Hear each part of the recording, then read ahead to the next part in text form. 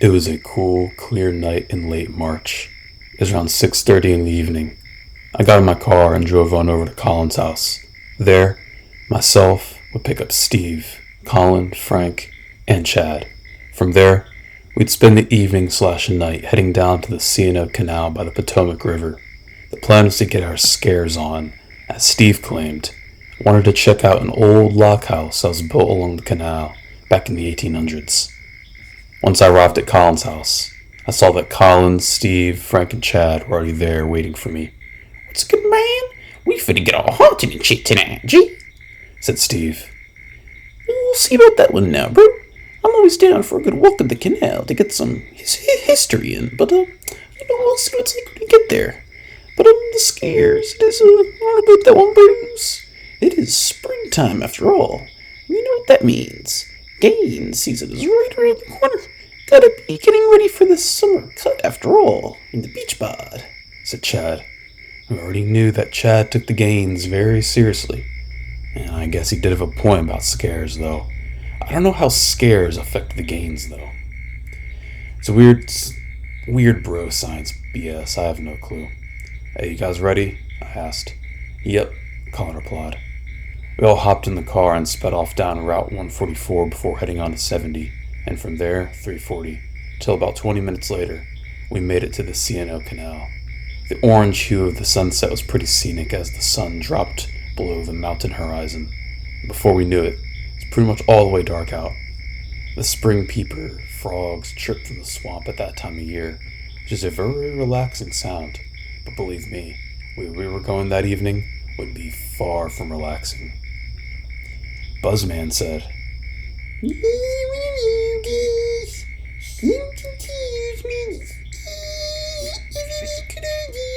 said Frank. "Buzzman, how many times do I gotta tell you? You are the biggest bitch in town. Now shut your big ass up before I ball you up like a roller poke and toss you in the river, bitch," said Steve. "You, bro, chill up now. If we're going someplace spooky, no need to be arguing. We need to remain vigilant, for the gains are at stake here," Chad cautioned. "Fine, man. Let's go to the fucking house." We grabbed our flashlights and started walking down the C&O Canal through the woods. The river was to our left, and the old canal, which is now a swamp, was to our right. We walked underneath the bridge with the road up top, and had all sorts of graffiti underneath. Everything from people who drew penises underneath, the typical shenanigans and other stuff like that for people writing their names and whatnot. Anyway, about 10 minutes later, and we had made it. We could see the old 1800s style lock house in the distance with our flashlights. Chad immediately became nervous. I don't know about this one, Bruce. My pops used to tell me all about things like this back in the 1800s, back on the ranch in Texas. And he said you should always be very careful about things like this. I think I might just huddle out in the back," said Chad. "Me, you," said Frank. "Oh, fuck nah, Buzzman. Chad may be a pussy. Hey, Buzzman, but you coming up with the rest of us, you bitch," said Steve as he grabbed Frank by the wrist and tugged him along towards the lock house. Anyway, in terms of appearance, the lock house was pretty old, obviously. It had white plaster on the sides, with a typical shingle roof with moss and such all over it. It was pretty small with boarded up windows. There was a little basement in the foundation of the house, which we looked inside. It had nothing inside there but a bunch of boulders and dust. And the kind of place you'd find some pretty big spiders at. Good thing it wasn't that late in the year in terms of warmth, or else we would be finding some pretty nasty creepy crawlies. Things we don't want to be dealing with. Anyway, Steve had other plans. Alright, yeah, that's cool and all, but we should probably, not much else to do here. Probably need permission to go in, said Colin. "Man, what the fuck you talking about, bitch? We gotta bust into this joint and do some fucking, Steve, you better not. We're not doing any of that ritual shit. I'm not into that, I said. "Man, why not? Come on, let's break in." We tried the doors, and they were obviously locked. Now, I knew this lock house you could actually rent out for a night if you paid a price, but we didn't want to do that. However, as Steve took a knock on one of the doors, we were beyond scared and beyond confused when we heard the sounds of clunky footsteps coming from upstairs.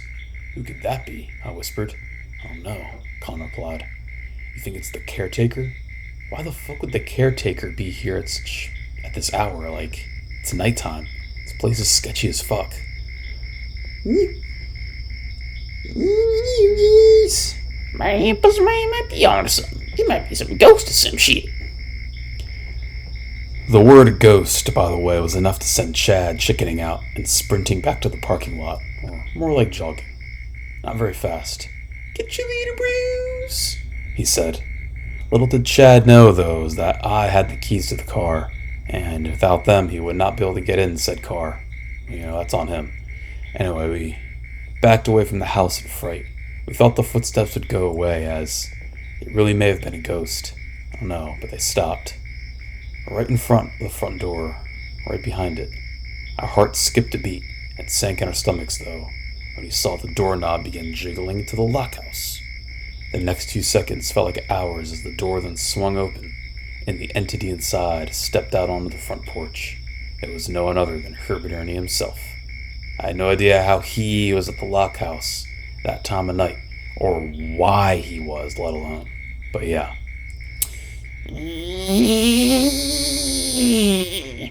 Bruce, you need it to the house, said Herbert. Herbert, what the fuck are you doing here? I demanded. Hey, Bruce, see, I've been looking after this house for the past few weeks. I'm from the 1800s. My name is Canalman Annie. It is my sole duty and obligation to make sure that this house stays in prime condition. And you boys seem extra suspicious and on this night, Herbert said. Herbert looked absolutely ridiculous. He wore a full and complete canal boy outfit from the 1800s, involving corduroy jeans, a jean jacket, a jean cap, all with a clunky pair of muddy leather boots. He looked like he'd been in the swamp, too, as moss and algae covered him from head to toe. His face was crazy, too. His eyes glowed yellow in the dark, and his pupils were extremely dilated, with extra looks of crazy in them. His teeth were yellow and rotten, and his hair was the wildest of all. Even though he had that jean cap on, it stuck out crazy on all sides, very frizzy and afro-like, except he had shaved a bowl in the middle of it for the hat to sit, and then the rest stuck out like 2 feet on the sides. Herbert, you're not... What the fuck do you mean? You're not a lockhouse caretaker. Get out of here before I call the cops, Colin said. Oh, that won't be necessary. Come on now. You boys have one of two options, Herbert said. Option A. Have you boys come in the lighthouse and stay the night if you want, and we'll get extra funky. We will have a party. Or option B. We will bring you back to your garnick, and we will do some things. You know, my buddy's got a creamery. We can always head there, you know? Was all we were able to say. My answer is staying at that house.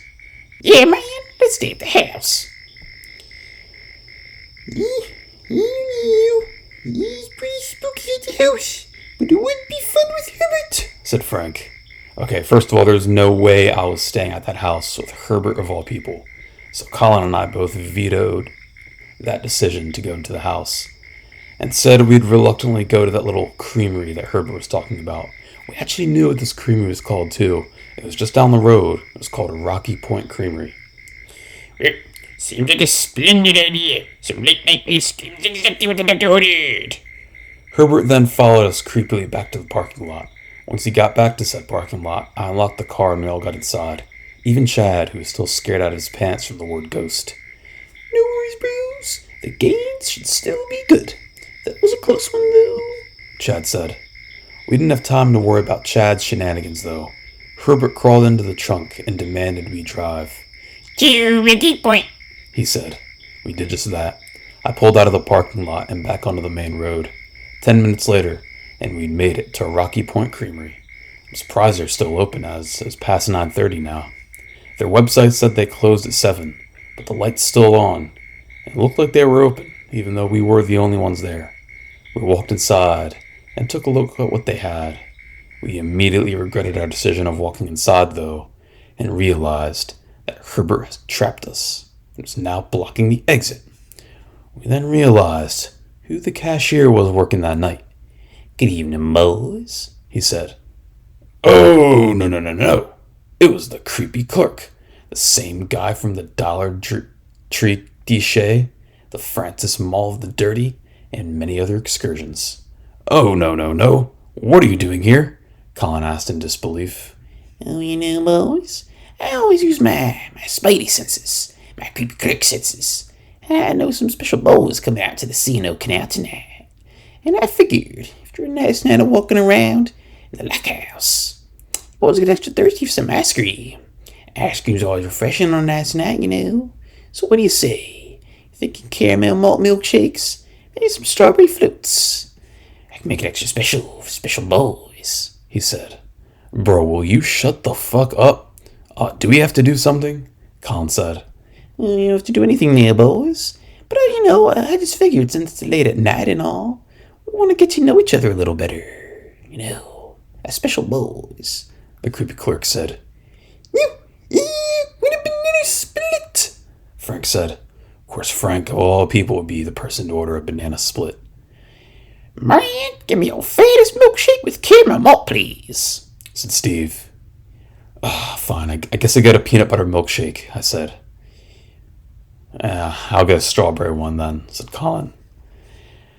"One second then, bro. I think I'll just opt for a chocolate milkshake. But, creepy clerk, sir, could you add this into the mix?" said Chad, holding up a bag of chocolate protein powder. "Oh, don't worry, boys. I can do that for you. I'll even add a little extra spicy spice touch, if you know what I mean," the creepy clerk said. Just then, the creepy clerk went to the back to make our milkshakes and ice cream. I don't know why he did this, though, as all the ice cream and milkshake machines were located right behind the counter, in plain sight. There was no reason he should have been going back there, but we disregarded it nonetheless. Huge mistake. "Alright, boys, take a seat. Your ice cream will be served in a minute," Herbert said. Herbert seemed to be on to something. He was really insistent that we eat this ice cream, but we rolled with it. We sat down at a table, and I kid you not, 30 minutes later, and our ice cream finally came out. That entire 30 minutes, Herbert peered at us with his creepy eyes and his cheesy grin. Pretty creepy if you ask me, but yeah. The creepy clerk exited from the back with our ice creams. He put it all on a table in front of us, but there was a catch. There was something off about our ice cream. It looked normal, but it tasted kind of off, if you know what I mean. But what kind of milk did you use? I asked. "Why don't you follow me to the back, boys? I'll give you a live tour," he said. I reluctantly went and followed him to the back. Everyone else stayed back at the table to keep an eye on Herbert. "I use special milk for special boys," the creepy clerk said. Now, I'm not going to tell you exactly what I saw back in that kitchen, but the creepy clerk opened a fridge, and what I saw traumatized me for life. It wasn't milk or anything dairy related at all. It didn't even come from an animal. Well, it came from a human. But guess what? You might be thinking I'm talking about breast milk or something, but no. I repeat clearly, this was not milk. It was white. I'm sure you can guess where I'm going. Oh shit, what the fuck is wrong with you, you bitch? I said. I book it out of the kitchen and back to everyone else. Come on, guys, we gotta go. Let's get the fuck out of here. Get rid of those milkshakes. Well, it's too late, though, as Frank had already slurped his down. Can never view Frank the same again after this, as he had just drank quite the dirty milkshake, if you know what I mean. Anyway, we bust past Herbert and the creepy clerk and out into the night. We get in the car and speed back towards the C&O Canal. Looking back on it, I have no idea why we went back to the C&O Canal, when we could have just gone home of all places, but no, we didn't. We went back to the fucking C&O Canal. Yeah, so stupid, but we thought we were safe. Our hearts sank, though, when we looked back in the rearview mirror and saw the faint headlights of the creepy clerk's all-signature Ford Ruster trailing a distance behind us. They weren't close, but they were back there. I pressed on the gas until we made it back to the C&O Canal. Unsurprisingly, the creepy clerk also turned into the C&O Canal. We parked the car and booked it as fast as we could back down the path until we made it to the lock house. We used pure strength to kick the door down and inside, locking it behind us. The inside of the house is super creepy. The floorboards were old and squeaky. There were lots of old paintings of old men from the 1800s in it, with old artifacts on the walls. We ran up the creaky stairs and into one of the bedrooms that overlooked the canal we were walking on. We could then see 2 old-fashioned flashlights from the 1950s searching the canal and the surrounding woods. They had the kind of flashlights that were yellow, take 6-volt batteries, the big and bulky kind. Anyway, since it was a quiet night out, we could faintly hear the voices of Herbert and the creepy clerk searching for us. They went like this. Yoo-hoo. I know you're out there, boys. Well, come on now. I'm just trying to have a fun time. You already know that. Some special bowls always down for some special whole-wheat milk at the Rocky Point Creamery, he said. We ducked down further so as to not be seen, just in case they shined their flashlights into the window. We then heard the sound of leaves crunching in the yard outside, in the lock house as they circled us in. We then heard the sound of the creepy clerk, his clunky boots step onto the porch. Herbert was still in the swamp doing whatever. The creepy clerk is who we needed to worry about as of that current moment, though.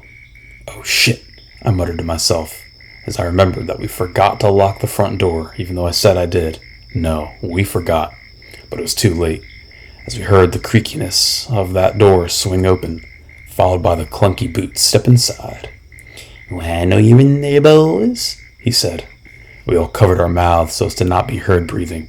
It was pitch black now, and the only sounds we could hear were the faint chirping of the frogs outside in the swamp, and more importantly, the slow, heavy sounds of the creepy clerk searching each and every single room of the house. Unfortunately for us, though, the house wasn't big, and before we knew it, he was on his way upstairs. Was the sound of the creepy clerk walking up those stairs. Well, come on, boys. Here I come. Woo woo, the creepy clerk said. Man, this dude is so weird, I think to myself. We remained silent, though. Just then, the creepy clerk rounded the corner and stepped into the room we were hiding in. The light from his old 1950s-style flashlight illuminated our faces, blinding us. Found me, boys. We were then able to get a full look at the creepy clerk. He looked even creepier and dirtier in the faint light of that flashlight. He wore old, muddy hiking boots that were caked in mud, along with knee-high green socks that went up past his knees. He wore a pair of 80s-style gym trainers that were way too short, along with a green denim jacket. His hair was long and greasy, and he looked at us with those same creepy eyes, too, the same kind from the past summer back at Seabase. Come on now, boys. No need to be scared. I'm just trying to have a fun time. You already know that. Now, I say we head on back to the Fort Mister now. Boys, special boys, take back to the Rocky Point Creamery. If you boys want, we can always do some homemade creamery initiation. Your boys' milky milk can be on the menu for tomorrow for some more special boys, he said. Oh, fuck nah, you bitch. Let's get the fuck out of here. It's too late, though. We ran down the stairs, but ran face to face into Herbert's chubby belly instead. Leaving so soon, face? Herbert inquired. Just then, we were cornered. The creepy clerk on one side, and Herbert Ernie on the other. This is the most terrified we'd ever been in our entire lives. Just then, the creepy clerk did the unimaginable. He went down to Steve and began licking his feet. Oh, yes, this will make good cream indeed, he said. That was it, the final straw. Colin got out his phone and called the cops on the creepy clerk and on Herbert. 5 minutes later, the police arrived, and the creepy clerk and Herbert Ernie were taken away. We all went home traumatized in the car that night. It wasn't until after 10:30, more like 11, by the time we finally made it home. My parents were pretty pissed at me for not telling them where I was going, though to be honest, I really didn't care. I was just glad to be home and safe from those 2 crazy lunatics. Anyway, Went to bed early and just called it a day. That then concludes the CNO Locky